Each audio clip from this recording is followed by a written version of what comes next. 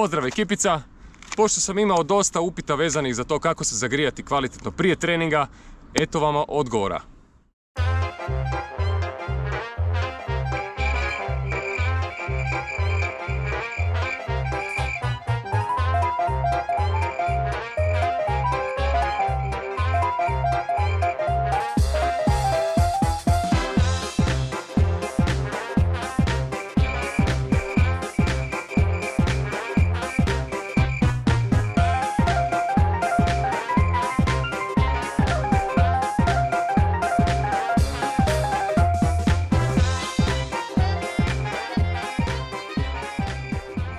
Nadam se da ste se dobro zagrijali, a sada možemo ići zajedno svi nešto popiti.